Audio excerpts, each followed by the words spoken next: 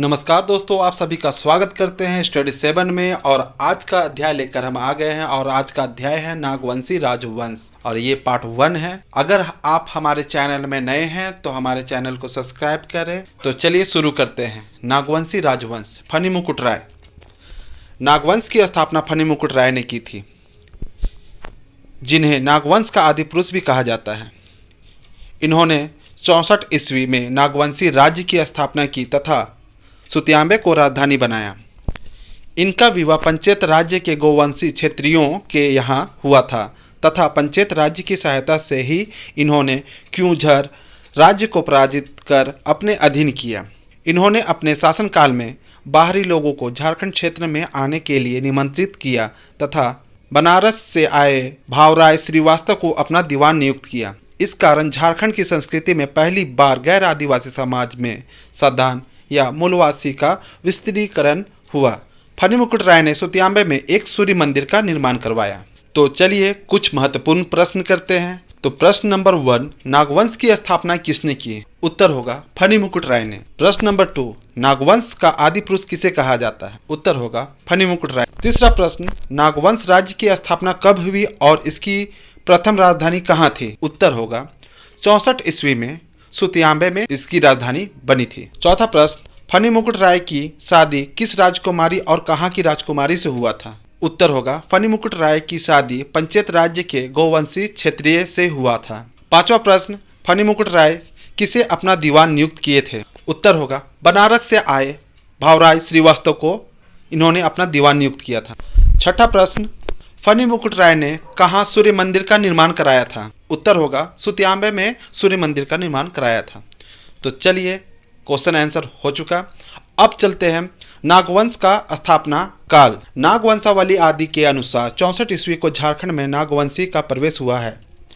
1844 में दीपनाथ सहदेव द्वारा दिए गए उल्लेखित कुर्सीनामा के अनुसार उस समय उनका 97वीं पीढ़ी चल रही थी और शासन अवधि के 1704 वर्ष बीत रहे थे। अतः नागवंशी राजाओं का राज्यारंभ 1844 से 1704 मतलब 140 संवत यानी 83 ईस्वी में हुआ था। ऐतिहासिक स्रोतों के अनुसार फणिमुकुट राय 19 वर्ष की अवस्था में राजा बने थे, अर्थात ऐसे में उनका जन्म 64 ईस्वी सन में हुआ था। तो चलिए चलते हैं कुछ महत्वपूर्ण प्रश्न की ओर। 7वां प्रश्न है, नागवंशावली के अनुसार नागवंश का प्रवेश झारखंड में कब हुआ? उत्तर है 64 ईस्वी को। 8वां प्रश्न, किसके द्वारा दिए गए उल्लेखित कुर्सीनामा के अनुसार नागवंश की 97वीं पीढ़ी चल रही थी? उत्तर होगा दीपनाथ सहदेव द्वारा।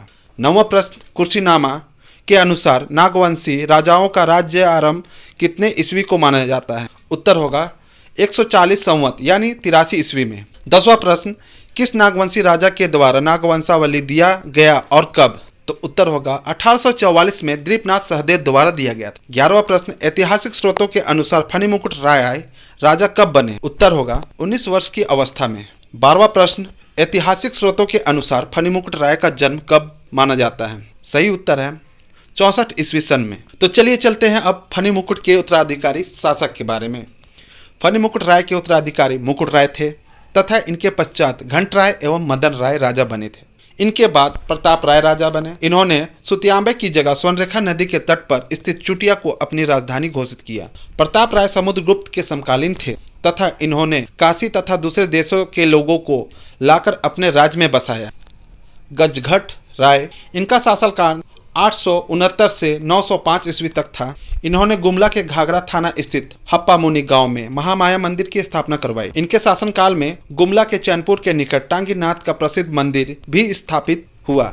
चलिए चलते हैं कुछ महत्वपूर्ण प्रश्न की ओर। 13वां प्रश्न है, फणिमुकुट राय के तत्पश्चात राजा कौन बने? सही उत्तर है मुकुट राय।